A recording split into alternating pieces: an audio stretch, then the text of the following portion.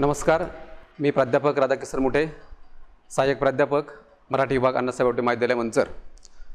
आज मी या व्हिडिओ लेक्चरच्या माध्यमातून आपण जो काल टॉपिक बघितलेला होता साहित्याचा आस्वाद आणि आस्वाद प्रक्रिया या संदर्भाच्या अनुषंगानं याच प्रकारातील पुढील जो घटक आहे की आस्वादकाला आवश्यक असणारे गुण हे कोणते आहेत। आस्वाद प्रक्रियेमध्ये किंवा रसग्रहण प्रक्रियेमध्ये जो कोणी आस्वादक आहे, आपण काल बघितलेलं होतं की हा तिसरा जो घटक आहे लेखक, साहित्य निर्मिती आणि आस्वादक, याच्यामध्ये आस्वादक हा घटक या प्रक्रियेमध्ये महत्त्वाचा आहे। आणि त्याच अनुषंगानं आपण या ठिकाणी आज चर्चा करणार आहोत, अध्ययन अध्यापन या ठिकाणी करणार आहोत। खरं तर कोणत्याही साहित्य कलाकृतीचा काव्यास्वाद आपल्याला जर घ्यायचा असेल तर आस्वादकाच्या ठिकाणी काही गुण असणं आवश्यक आहेत। आणि ते गुण कोणते आहेत तर अर्थातच हे जे गुण आहेत हे मानसिक गुण आहेत। आणि म्हणून प्रथमतः आपण या ठिकाणी प्राध्यापक गोमय कुलकर्णी यांनी असं म्हटलेलं आहे, एखाद्या साहित्य कलाकृतीचा आस्वाद घ्यायचा असेल तर आस्वादकाची मानसिक स्वास्थ्य जे आहे हे उत्तम असायला हवं, त्याचे शारीरिक स्वास्थ्य जे आहे ते उत्तम असायला हवं। जर त्याचं मानसिक स्वास्थ्य आणि शारीरिक स्वास्थ्य जर उत्तम असेल तर साहित्य कलाकृतीचा आस्वाद घेत असताना किंवा रसग्रहण करत असताना त्या साहित्य कलाकृतीशी तो एकाग्र होऊ शकतो, तरच आस्वादाची क्रिया घडू शकते। आणि म्हणून या संदर्भाच्या अनुषंगाने आपण या ठिकाणी चर्चा करणार आहोत की आस्वाद प्रक्रियेमध्ये जसं प्राध्यापक गोमय कुलकर्णी यांनी म्हटलेलं आहे, जर रसिकाचं मन इतरत्र वेगळं असेल तर तो त्या कलाकृतीचा आस्वाद घेणार नाही। उदाहरण द्यायचं झालं, समजा एखादा आस्वादक एखाद्या कलाकृतीचं वाचन करतो आहे आणि अशा प्रसंगी त्याचं मन जर कुठेतरी विचलित होत असेल तर अशा वेळेला त्या कलाकृतीचं जे काही सौंदर्य स्थळ आहेत, त्या कलाकृतीचे काय आशय सूत्र या ठिकाणी आहेत, त्या आशय सूत्राशी तो एकरूप होऊ शकणार नाही आणि परिणामतः आस्वाद प्रक्रियेमध्ये अडथळा निर्माण होऊ शकतो। म्हणून ही क्रिया महत्त्वाची आहे। याबरोबरच आपण बघत आहोत की याच अनुषंगानं श्री प्रभाकर पाध्ये यांनी काही विचार या ठिकाणी मांडलेले आहेत। ते असं म्हणता आहेत की जो कोणी आस्वादक आहे त्याच्या ठिकाणी सौंदर्य दृष्टी असायला हवी। म्हणजेच काय की जे एखाद्या कलाकृतीचा आस्वाद घेत असताना ती कलाकृती कशी आहे, तिचा अंतरंग कसा आहे, बहिरंग कसा आहे आणि एकूणच त्या कलाकृतीची मांडणी कशी आहे, या संदर्भामध्ये जर त्याच्याकडे दृष्टी असेल तरी तो या ठिकाणी त्या कलाकृतीचा उत्तम आस्वाद या ठिकाणी घेऊ शकतो। याच अनुषंगानं आपण जर विचार या ठिकाणी केला तर आपल्याला असं लक्षात येईल की ही आस्वाद प्रक्रिया आपण बघत असताना आस्वादकाच्या ठिकाणी हे जे काही महत्त्वाचे गुण आहेत त्यापैकी पहिला गुण आपण या ठिकाणी बघणार आहोत तो म्हणजे जिज्ञासा। तर जिज्ञासा हा असा गुण आहे, आपण बघत आहोत की व्यावहारिक कुतूहलाच्या पातळीवर अर्थातच या ठिकाणी ही जिज्ञासा अभिप्रेत नाही आहे। मग ती कशी आहे तर मानवी मन आणि मानवी जीवन यातील जो व्यवहार आहे, त्यातील जी गुंतागुंत आहे, त्यातील दृश्य अदृश्य दालनं जे या ठिकाणी आहेत आणि यातून माणसाच्या मनामध्ये जे काही कुतूहल निर्माण होतं त्यातून ही जिज्ञासा ही आस्वादकाच्या ठिकाणी असली पाहिजे। आपण जर या ठिकाणी बघितलं कोणत्याही साहित्य कलाकृतीतील आशय त्यातला आविष्कार जो आहे हा जर आस्वादकाला समजून घ्यायचा असेल तर त्याच्या ठिकाणी जिज्ञासा असायला हवी। उदाहरण द्यायचं झालं व्यावहारिक पातळीवरती, ज्या वेळेला एखाद्या वस्तूबद्दल एक वाचक म्हणून, रसिक म्हणून, व्यक्ती म्हणून आपल्या मनामध्ये कुतूहल निर्माण होतं त्यावेळेला त्या वस्तूचं किंवा त्या साहित्य कलाकृतीचं आपण ती कलाकृती कशी आहे या जाणून घेण्याच्या तीव्रतेनं किंवा ओढीनं म्हणा, जिज्ञासेपोटी म्हणा, आपण त्या साहित्य कलाकृतीच्या आस्वाद प्रक्रियेकडे किंवा रसग्रहणाकडे वळत असतो। हा एक महत्त्वाचा गुण या ठिकाणी आहे। म्हणून आस्वाद प्रक्रियेमध्ये प्रथम या ठिकाणी जो गुण सांगितलेला आहे की जिज्ञासा ही आस्वादकाच्या ठिकाणी असायला पाहिजे, तरच तो त्या कलाकृतीचं उत्तम रीतीने आस्वाद या ठिकाणी घेऊ शकतो। हा एक महत्त्वाचा गुण आपण या ठिकाणी बघितलेला आहे। दुसरा महत्त्वाचा या ठिकाणी भाग आहे की जिज्ञासापोटीच आपण बघत आहोत की ज्या वेळेला तो आस्वादक त्या कलाकृतीकडे वळतो, तिचा रसास्वाद या ठिकाणी घेतो, त्यावेळेला त्या कलाकृतीतून जो काही अनुभव मांडलेला आहे, जे अनुभव विश्व या ठिकाणी प्रतिबिंब झालेला आहे, त्या अनुभव विश्वाशी तो एकरूप होण्याचा किंवा त्या अनुभव विश्वाशी संगती लावण्याचा प्रयत्न या ठिकाणी करतो। हे कुतूहल हे जिज्ञासा पोटी या ठिकाणी होतं। मी एका ठिकाणी उदाहरण देईल, आपण जर एखादी ग्रामीण कलाकृती वाचायला घेतली आणि एखादा ग्रामीण भागात राहणारा एखादा आस्वादक रसिक असेल, त्याला जर वाटलं की ही जी काही कलाकृती आहे ह्या कलाकृतीमध्ये ग्रामीण जीवन कसं मांडलेलं आहे, तिथले प्रश्न असेल, शेतकरी असेल, तिथलं जीवन असेल, अशा प्रकारची इच्छा जिज्ञासा त्याच्या मनात निर्माण होते आणि मग तो त्या वाचनाकडे अधिकृतपणे या ठिकाणी डोळसपणे बघायला लागतो. त्यातून जी घडणारी क्रिया आहे ती सुद्धा आस्वाद प्रक्रियेमध्ये ही महत्त्वाची ठरते आणि म्हणून जिज्ञासा गुण हा आस्वादकाच्या ठिकाणी असला पाहिजे, हे महत्त्वाचं या ठिकाणी एक गुण मानला जातो. त्यानंतर दुसरा जो गुण या ठिकाणी जो आहे तो म्हणजे मनाची निर्मलता. आता मनाची निर्मलता आपण जर या ठिकाणी बघितलं तर संस्कृत मीमांसकांनी असं म्हटलेलं आहे की आस्वादकाचं मन जे आहे ते दर्पणवत असलं पाहिजे. दर्पण म्हणजे काय? आरसा. आपण बघतो आहोत की आरशामध्ये आपण आपलं स्वतःचं प्रतिबिंब जेव्हा या ठिकाणी बघतो त्यावेळेला आपण जसे आहोत त्याचप्रमाणे प्रतिबिंब आपल्याला बघायला मिळतं, स्वच्छ प्रतिमा या ठिकाणी बघायला मिळते. आणि म्हणून आस्वादक जो या ठिकाणी सुद्धा जो आहे त्याचं मन जे आहे त्या आरशाप्रमाणे असलं पाहिजे. कारण ज्या वेळेला तो एखाद्या साहित्य कलाकृतीचा आस्वाद या ठिकाणी घेत असतो त्यावेळेला त्या कलाकृतीवर बघत असताना त्याचं प्रतिबिंब जे आहे ते प्रतिबिंब त्या साहित्य कलाकृतीमध्ये उमटत असतं. आणि म्हणून आपण जर बघितलं, जर एखाद्या साहित्य कलाकृतीचा आस्वाद घेत असताना वाचकाच्या, रसिकाच्या, आस्वादकाच्या मनामध्ये जर काही पूर्वग्रह असेल तर तो त्या कलाकृतीचा उत्तम आस्वाद घेऊ शकणार नाही. मग यासाठी काय महत्त्वाचं आहे बघा, उदाहरण द्यायचं झालं, ज्या वेळेला मराठी साहित्यामध्ये नवकाव्य आलं, मर्ढेकरांचं काव्य आपण या ठिकाणी वाचायला घेतलं, परंतु मर्ढेकरांच्या कवितेबद्दल जर या ठिकाणी पूर्वग्रह मनामध्ये होता, त्यावेळेला मर्ढेकरांची कविता वाचायला घेतल्यानंतर किंवा नवकाव्याबद्दल या ठिकाणी पूर्वग्रह जर असेल तर त्या काव्यास्वादाचा आपण निरपेक्ष भावनेनं आस्वाद घेऊ शकणार नाही. कारण वाचक म्हणून किंवा आस्वादक म्हणून, रसिक म्हणून आपल्या मनामध्ये पूर्वता या ठिकाणी पूर्वग्रह असल्या कारणानं आपण त्या कलाकृतीचा आस्वाद घेऊ शकणार नाही. दुसरं उदाहरण या ठिकाणी आपल्याला देईल, ज्यावेळेला मराठी साहित्यामध्ये प्रस्थापित मराठी साहित्याला हादरे देण्याचं काम दलित साहित्याने केलं, त्यावेळेला आपण जर बघितलं प्रस्थापित विशेषतः अभिजनवादी वर्ग जो या ठिकाणी होता त्या वर्गाने काय ठरवलं की दलित साहित्यामध्ये मांडलेले जे काही विचार आहे, जी अभिव्यक्ती या ठिकाणी आहे ते साहित्य असूच शकत नाही. आणि मग काय झालं की हा जो पूर्वग्रह जो आहे आस्वादकाच्या मनामध्ये की रसिकाच्या किंवा वाचकाच्या मनामध्ये, त्यामुळे सुद्धा तो त्या कलाकृतीचा उत्तम आस्वाद घेऊ शकत नाही. म्हणून आस्वाद प्रक्रियेमध्ये आपण बघितलं तर रसिकाचं, आस्वादकाचं मन जे आहे ती त्याच्या मनाची निर्मलतेवर अवलंबून आहे. म्हणजे ते मन जे आहे ते दर्पणवत असलं पाहिजे, आरशाप्रमाणे स्वच्छ असलं पाहिजे, तरच त्याला त्या कलाकृतीचं उत्तम प्रकारे आस्वाद या ठिकाणी घेता येईल. हा एक महत्त्वाचा या ठिकाणी गुण आपल्याला बघता येईल. तिसरा जो महत्त्वाचा या ठिकाणी गुण आहे आस्वाद प्रक्रियेमध्ये तो म्हणजे आपुलकी व सहानुभव. आता आपुलकी आणि सहानुभव हा जो या ठिकाणी महत्त्वाचा गुण सांगितलेला आहे, बहुतांशी आपण बघत आहोत की एखाद्या साहित्य कृतीबद्दल जर आपुलकी न बाळगता आपण जर परकेपणाची जाणीव आपल्या मनामध्ये राहिली तरी आपोआप या ठिकाणी एक दुरावा निर्माण होतो. म्हणजे उदाहरण द्यायचं झालं बघा की आज आपण जर या ठिकाणी बघितलं, समजा एखादा पु ल देशपांड्यांचा एखादी कादंबरी आहे, एखादी कथा आहे आणि त्या संदर्भामध्ये वाचकाच्या मनामध्ये काही आपुलकीची भावना नसेल, सहानुभूतीची भावना या ठिकाणी नसेल, तर तो वाचक त्या साहित्यिकाचं कलाकृती जे आहे त्याचा उत्तम प्रकारे आस्वाद घेऊ शकणार नाही. किंबहुना ग्रामीण साहित्य असेल, दलित साहित्य असेल, आदिवासी साहित्य असेल, स्त्रीवादी साहित्य या ठिकाणी असेल, या संदर्भामध्ये त्या वाचकाच्या मनामध्ये काही जर या ठिकाणी आपुलकी किंवा प्रेम सहानुभव या ठिकाणी नसेल तरी तो उत्तम आस्वाद घेऊ शकणार नाही. आणि म्हणून आपण जर या ठिकाणी बघितलं, आस्वादकाचं जे मन आहे हे त्याला त्या कलाकृतीबद्दल, त्या साहित्य कलाकृतीबद्दल त्याच्या ठिकाणी आपुलकी असली पाहिजे आणि सहानुभव असला पाहिजे. दुसरं उदाहरण या ठिकाणी मी देईल बघा की विशेषतः मार्क्सवादी विचारसरणी असणारे जे काही लोक आहेत किंवा जी काही वाचक या ठिकाणी रसिक आस्वादक असतील, त्यांनी जर रवींद्रनाथ टागोरांचं या ठिकाणी साहित्य वाचलं तर ते असे म्हणतील की बुजुर्ग जमीनदाराचं साहित्य आहे. म्हणजे काय की त्या लेखकाच्या बद्दल आस्वादकाच्या मनामध्ये आपुलकी नाहीये, सहानुभव नाहीये, त्यामुळे तो एकरूप होऊ शकणार नाही. त्यामुळे सुद्धा आस्वाद प्रक्रियेमध्ये अडथळा निर्माण होण्याची शक्यता असते किंवा ते आस्वाद प्रक्रिया जी आहे ती व्यवस्थित होऊ शकत नाही. यासाठी आपण जर बघितलं, खऱ्या अर्थानं साहित्य कृतीमध्ये आविष्कृत होणारं जे काही विश्व आहे किंवा त्यांच्यामध्ये प्रतिबिंबित होणारं जे काही या ठिकाणी जीवन अनुभव आहे, तिथली जी काही सौंदर्य स्थळे या ठिकाणी आहेत, त्यातलं जे काही वातावरण या ठिकाणी आहे आणि त्यातून आकारला आलेली जी कलाकृती आहे त्या कलाकृतीतलं चैतन्य, त्याचा जीवन अनुभव हा आस्वादक म्हणून आपण एकत्रितपणे घेतला पाहिजे, त्याच्याकडे सहानुभूतीने बघितलं पाहिजे, तरच खऱ्या अर्थानं आपण त्या कलाकृतीचा उत्तम आस्वाद या ठिकाणी घेऊ शकतो. दुसरं मी या ठिकाणी पुढचं असं उदाहरण देईल.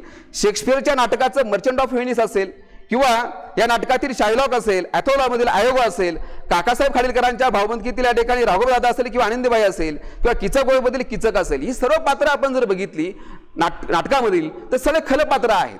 खलपात्र म्हणजे काय की खलनायकाची भूमिका ह्या पात्रामध्ये आपल्याला पात्रांची बघायला मिळते. परंतु वाचकाच्या मनामध्ये जर अशी भावना असेल की या कलाकृतीमध्ये किंवा नाट्य कलाकृतीमध्ये या पात्रांनी खलनायकाची भूमिका केलेली आहे आणि अशा प्रकारचा आपुलकी आणि सहानुभव या ठिकाणी नसेल तरी तो या ठिकाणी त्या नाट्य कलाकृतीचा उत्तम आस्वाद या ठिकाणी घेऊ शकत नाही. म्हणून हे महत्त्वाचं आहे की जरी ती खलपात्र असतील पण संहिता जी नाटकाची आहे किंवा कथानक जी नाटकाचं या ठिकाणी आहे त्याची गरज म्हणून ती पात्र या ठिकाणी आलेली आहेत आणि त्यांची भूमिका नायकाप्रमाणे खलनायकाची भूमिका तितकीच महत्त्वाची आहे. असा आपुलकीचा आणि सहानुभव या ठिकाणी जर असेल तर त्या कलाकृतीचा आस्वादक म्हणून तो उत्तम प्रकारे या ठिकाणी आस्वाद घेऊ शकतो. आणि म्हणून आस्वाद प्रक्रियेमध्ये खऱ्या अर्थानं तिसरा जो गुण महत्त्वाचा आहे आपुलकी आणि सहानुभव हा जर त्या आस्वादकाच्या ठिकाणी असेल तरी आस्वाद प्रक्रिया ही सुरळीत या ठिकाणी पार पडू शकते. हा एक महत्त्वाचा घटक आहे. पुढचा या ठिकाणी जो महत्त्वाचा गुण आहे तो म्हणजे तद्रूप होण्याची क्षमता. आता या ठिकाणी तद्रूप होण्याची क्षमता म्हणजे काय की आस्वादकाजवळ कलाकृती आणि तिचा लेखक यांच्याशी तद्रूप होण्याची क्षमता. तद्रूप म्हणजे काय तर एकरूप होणे. काय होणे? एकरूप होणे. मग लेखक किंवा त्याची साहित्य कलाकृती जी आहे त्या साहित्य कलाकृतीमध्ये त्या मांडलेलं जे काही आंतरबाह्य विश्व या ठिकाणी त्यांनी मांडलेलं आहे आणि ह्या मांडलेल्या विश्वामध्ये त्यांनी काय मांडलेलं आहे त्याच्याशी आस्वादक हा एकरूप झाला पाहिजे. तो जर एकरूप झाला तर त्याला त्या कलाकृतीचा उत्तम प्रकारे आस्वाद घेता येऊ शकतो. आणि म्हणून तो जर एकरूप झाला तर त्याला त्या कलाकृतीचं सौंदर्य जे आहे त्या सौंदर्याचा साक्षात्कार होऊ शकतो. उदाहरण द्या जर बघा कोणतीच ललित कलाकृती घ्या. जर आपण ती कला सुद्धा तहान कादंबरी संतान देशमुखांची तहान कादंबरी आपण घेतली. तहान कादंबरी मला या ठिकाणी वाचायची आहे. तहान कादंबरीचा प्रश्न काय आहे तर पाणी प्रश्न आहे, दुष्काळाचा प्रश्न आहे. एकडे पाण्याची ताण सामान्य माणसाला आहे तर त्याच वेळेला प्रशासनातील अधिकारी असतील किंवा राजकीय लोक असतील त्यांना पैशाची ताण आहे. मग आपण जर या ठिकाणी बघितलं एक वाचक आस्वादक म्हणून जर मी त्या कलाकृतीशी एकरूप झालो तद्रूप झालो तर मला निश्चितपणाने त्या कलाकृतीचं सौंदर्य काय ते कळायला लागेल. म्हणून आस्वादकाच्या ठिकाणी तद्रूप होण्याची क्षमता ही असायला पाहिजे तरच खऱ्या अर्थानं त्याला त्या साहित्य कलाकृतीचा नीटपणाने आस्वाद या ठिकाणी घेता येईल. हा एक गुण या ठिकाणी महत्त्वाचा आहे. पुढचा गुण महत्त्वाचा जो आहे तो म्हणजे ज्ञान. आपण जर बघितलं आपल्या लक्षात येईल की ज्ञान हा एक महत्त्वाचा गुण आहे. आता नुसतं आस्वाद प्रक्रियेमध्ये संवेदन क्षमता किंवा भावनात्मकता असून चालू होत नाही किंवा बुद्धी किंवा ज्ञानशक्ती या ठिकाणी आपण जर बघितलं तर त्याचीही या ठिकाणी जरुरी असते.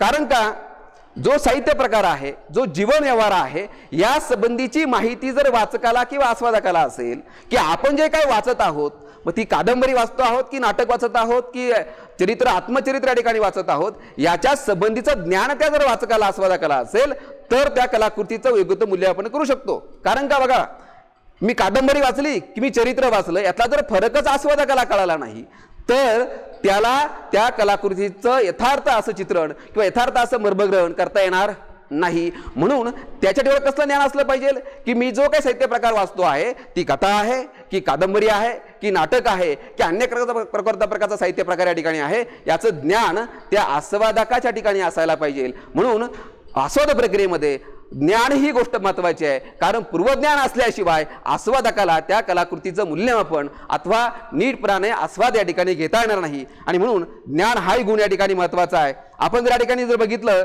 उदाहरण देता येईल की शतकाअखेरची या ठिकाणी कादंबरी जी आहे विशेषतः पण लक्षात कोण घेतो हरिभाऊ आपटेंची. याच्यामध्ये विशेषतः मध्यमवर्गीय स्त्री जी आहे त्या स्त्रियांची या ठिकाणी जी अवस्था दाखवलेली आहे विशेषतः. आणि मग अशा अवस्थेमध्ये आपण जर बघितलं जर नववाचक या ठिकाणी असेल त्याला शतकापूर्वीची स्त्रियांची जी अवस्था आहे या अवस्थेची अवस्था स्त्रियांची अवस्था काय होती याबद्दल जर माहिती नसेल तर तो त्या कादंबरीचं नीटपणानं रसास्वाद या ठिकाणी घेऊ शकणार नाही. कारण का पण लक्षात कोण घेतो ही हरिभाऊ आपटेंची कादंबरीमध्ये याच्यामध्ये स्त्रियांची जी व्यथा दाखवलेली आहे विशेषतः मध्यमवर्गीय पांढरपेशा स्त्रियांची जी व्यथा दाखवलेली आहे या व्यथेबद्दल त्याला ते ज्ञान असणं आवश्यक आहे की त्या शतकामध्ये स्त्रियांची अवस्था काय होती. म्हणजे स्थूल आणि मूल याच्या पलीकडे स्त्रीला कोणतेही अधिकार नव्हते. या संबंधीचं ज्ञान त्याला जर नसेल तर त्याला त्या कलाकृतीचा नीटपणे आस्वाद घेता येणार नाही. म्हणून या ठिकाणी आस्वादकाच्या ठिकाणी ज्ञान हा घटक या ठिकाणी महत्त्वाचा आहे. आणि ज्ञान जर असेल तर निश्चितपणानं तो यथोचितपणानं त्या कलाकृतीचा उत्तम प्रकारे आस्वाद घेऊ शकतो. हा घटक या ठिकाणी महत्त्वाचा आहे. त्यानंतर 6वा जो मुद्दा आपल्या या ठिकाणी आहे किंवा आवश्यक जो गुण आहे तो साहित्य आणि साहित्य प्रकार याचंही ज्ञान आस्वादकाच्या ठिकाणी असायला पाहिजे. आता मी मगाशी म्हटलं की जसं ज्ञान आवश्यक आहे तसंच साहित्य आणि साहित्य प्रकार याचं ज्ञान असायला पाहिजे. समजा मी आस्वादक आहे, मी एखाद्या कलाकृतीचा या ठिकाणी आस्वाद घेतो आहे, अशा वेळेला मी साहित्य जे वाचतो आहे ते साहित्य कोणतं आहे? ती कथा आहे, कादंबरी आहे, नाटक आहे, त्याचा कालखंड कोणता आहे, साहित्य प्रकार कोणता आहे, ग्रामीण आहे की दलित आहे की स्त्रीवादी आहे की लोकसाहित्य आहे की आदिवासी साहित्य आहे की जनसाहित्य आहे, या संदर्भातलं ज्ञान एक आस्वादक म्हणून माझ्या ठिकाणी जर नसेल तर मला निश्चितपणानं त्याचा आस्वाद नीट घेता येणार नाही. म्हणून साहित्य कोणतं आहे आणि साहित्य प्रकार कोणता आहे याचं जर ज्ञान एक आस्वादक म्हणून माझ्या ठिकाणी असेल, रसिक म्हणून माझ्या ठिकाणी या ठिकाणी असेल तर मला त्या साहित्य कलाकृतीचा उत्तम प्रकारे आस्वाद घेता येईल. म्हणून आस्वाद प्रक्रियेमध्ये आपण जर बघितलं तर सराईतपणानं आपल्या असं लक्षात येईल की बऱ्याच वेळेला काय होतं, दुसरी बाजू याच्यामध्ये अशी आहे की एखादा लेखक कलाकृती लिहितो, जर रसिकाजवळ साहित्य प्रकार यांचं ज्ञान असेल, साहित्याचं ज्ञान असेल तर हा लेखक नवशिका आहे का, हा चाकोरीबद्ध पद्धतीने लिहितोय का, की वेगळं काहीतरी मांडतोय का, की बंडखोरपणानं तो लिहितो आहे, वेगळं काहीतरी मांडतो आहे, अशा प्रकारची भूमिका. मी तुम्हाला एक उदाहरण या ठिकाणी देईल. 1990 नंतर जेव्हा साहित्य मराठी साहित्यामध्ये या ठिकाणी आलं, आपण त्याला 1990 नंतर साहित्य असं म्हणतो, त्यावेळेला जागतिकीकरण, खाजगीकरण, उदारीकरणाचं या ठिकाणी मोठ्या प्रमाणामध्ये आपण जर बघितलं प्रभाव हा आपल्याला साहित्यावरती बघायला मिळतो आहे. आणि मग तो जो प्रभाव आहे तो प्रभाव आपण जर बघितला तर आपल्या असं लक्षात येईल की एकूणच त्या लेखकाच्या आस्वादकाच्या ठिकाणी त्याला ज्ञान असल्यामुळं तो त्या कलाकृतीचं योग्य ते मूल्यमापन या ठिकाणी करू शकेल की त्यामध्ये प्रतिबिंबित झालेलं जे काही चित्रण आहे किंवा प्रभावित झालेलं चित्रण जे आहे ते 1990 नंतरचं आहे, बदलानंतरचं या ठिकाणी आहे. आणि म्हणून त्याच्या ठिकाणी साहित्य आणि साहित्य प्रकारावर ज्ञान या ठिकाणी असलं पाहिजे. हा एक महत्त्वाचा भाग जो आहे. 7वा जो मुद्दा या ठिकाणी आपला जो आहे कलात्मक अलिप्तता. आता आस्वाद प्रक्रियेमध्ये ही एक महत्त्वाचा गुण या ठिकाणी आहे की तुमच्या ठिकाणी कलात्मक अलिप्तता असली पाहिजे. विशेषतः मी म्हटलं की तद्रूप होण्याची क्षमता जशी असायला पाहिजे तसं आस्वादकाजवळ एखाद्या कलाकृतीचा आस्वाद घेत असताना अलिप्त राहण्याची सुद्धा भूमिका त्याजवळ असली पाहिजे. म्हणजे तद्रूप होणं आणि कलात्मक अलिप्तता ह्या नाण्याच्या दोन बाजू आहेत. म्हणजे काय, आस्वाद या प्रक्रियेच्या, म्हणजे त्यांनी एकीकडे कलाकृतीचा आस्वाद घेत असताना त्यांनी एकरूपही झालं पाहिजे, तद्रूपही झालं पाहिजे, त्याच वेळेला तो अलिप्तही असला पाहिजे. त्याचं कारण का, आपण जर त्या साहित्य कलाकृतीशी एकरूप झालो तर आपण त्या कलाकृतीच्या आशय सौंदर्यामध्ये, त्याच्या कथानकामध्ये इतकं बुडून जाऊ की आपल्याला त्या कलाकृतीतले गुणदोष कळणार नाहीत. आणि मग आपण जर तटस्थपणे किंवा अलिप्तपणे आपण त्या कलाकृतीकडे जर बघितलं तर आपल्याला कळायला लागेल की या कलाकृतीची शक्तिस्थळं काय आहेत, या कलाकृतीची कमतरता काय आहे. आणि म्हणून त्या ठिकाणी अलिप्तता महत्वाची आहे. कारण उत्तम आस्वादक जो आहे तो जर अलिप्त राहिला नाही, तटस्थ जर राहिला नाही, एकरूप होऊन सुद्धा, तर त्या कलाकृतीचं खरं मर्म काय आहे, खरं सौंदर्यस्थळ या ठिकाणी काय आहे ते त्याला ते कळणार नाही. आणि म्हणून त्याच्या ठिकाणी कलात्मक अलिप्तता या ठिकाणी असली पाहिजे. 8वा जो या ठिकाणी मुद्दा महत्वाचा जो आहे की स्वतःला विसरण्याची क्षमता, ही सुद्धा आस्वादक ठिकाणी महत्वाची आहे. म्हणजे मी जेव्हा आस्वादक म्हणून या ठिकाणी एखाद्या कलाकृतीचं वाचन करतो, मी कोण आहे, मी प्राध्यापक आहे, मी डॉक्टर आहे, मी इंजिनियर आहे, मी वकील आहे, मी लेखक आहे, अशी मीपणाची भावना जर त्या व्यक्तीच्या ठिकाणी असेल, आस्वादकाच्या ठिकाणी असेल तर तो त्या कलाकृतीचा आस्वाद नीटपणे घेऊ शकत नाही. उदाहरण द्यायचं झालं, एखादा लेखक आहे, मी लेखक आहे आणि मी एखादी कलाकृती वाचतो आहे. मी कलाकृती वाचताना माझ्या मनामध्ये भावना आहे की मी लेखक आहे आणि ज्या समोरच्या लेखकाने मांडलेली काय कलाकृती आहे की व्यक्तित्व झालेला आहे, मग मी काय करणार आहे की माझ्यातला मी जो आहे तो सातत्यानं जागा होतो आहे. आणि अशा वेळेला मी निरपेक्ष भावनेनं त्या कलाकृतीचं मूल्यमापन करू शकणार नाही किंवा सौंदर्यस्थळ शोधू शकणार नाही. म्हणून स्वतःला विसरलं पाहिजे. मी कोण आहे बाजूला ठेवा, स्वतःला विसरा आणि पूर्ण अलिप्तपणानं त्या कलाकृतीचा आस्वाद घ्या. तरच ती कलाकृती आपल्याला उत्तम कळेल आणि ती कलाकृतीचे गुणदोष आपल्या ठिकाणी कळायला लागतील आणि त्या कलाकृती शक्तिस्थळे आपल्याला कळायला लागतील. म्हणून अलिप्त होणं, स्वतःला विसरण्याची क्षमता या ठिकाणी ठेवणं हा सुद्धा चांगल्या आस्वादकाचा गुण आहे असं म्हटलं तर वावगं ठरणार नाही. आणि शेवटचा या ठिकाणी जो महत्त्वाचा गुण आहे की अंगी प्रतिभा असायला पाहिजे. आपण बघतो की प्रतिभा हा शेवटी एक देवदत्त देणगी आहे आणि असं म्हणूया की प्रतिभा ही विकसित होते. वाचनाने समृद्ध या ठिकाणी होईल। परंतु आपल्याला जर या ठिकाणी प्रतिभा आपल्या अंगी जर नसेल तर आपल्याला साहित्य आस्वाद आपण घेत असताना आपण नेमकं काय वाचत आहोत आणि काय वाचत नाही आहोत, आपण काय वाचलं पाहिजे, त्यातलं काय शोधलं पाहिजे, त्यामध्ये काय महत्त्वाचं आहे आणि काय महत्त्वाचं नाहीये, याचे गुणदोष आपल्याला एक चांगलं उत्तम आस्वादक म्हणून मांडता आले पाहिजेत। म्हणून आस्वादकाच्या ठिकाणी खऱ्या अर्थानं प्रतिभा असणं हे महत्त्वाचं आहे। आणि अशा प्रकारे जर आस्वाद प्रक्रिया आपण जर बघितली, आस्वाद प्रक्रिया नीट करायची असेल, ती क्रिया नीट घडायची असेल तर एकूणच आपल्याला जिज्ञासा, मनाची निर्मलता, आपुलकी व सहानुभाव, तद्रूप होण्याची क्षमता, ज्ञान, साहित्य आणि साहित्य प्रकारांचं ज्ञान, कलात्मक अलिप्तता, स्वतःला विसरण्याची क्षमता आणि अंगी प्रतिभा असणं हे गुण जर त्या आस्वादकाच्या ठिकाणी असतील तर निश्चितपणानं आस्वाद प्रक्रिया जी आहे ही उत्तम घडू शकते आणि त्या आस्वादकाला त्या साहित्य कलाकृतीचा उत्तम प्रकारे आस्वाद घेता येऊ शकतो असं मला या ठिकाणी वाटतं। निश्चितपणे आपण मानतो या ठिकाणी आपल्याला हे समजलेलं असेल किंवा ही आस्वाद प्रक्रिया या ठिकाणी करत असताना कोणते गुण त्याच्या ठिकाणी असायला पाहिजे हे आपल्याला कळालेलं असेल। यानंतरच्या पुढील व्याख्यानामध्ये आपण आस्वाद प्रक्रियेमध्ये कोणत्या प्रकारचे अडथळे या ठिकाणी असतात आणि त्या अडथळ्यांच्या ठिकाणी आपण विवेचन करणार आहोत। धन्यवाद।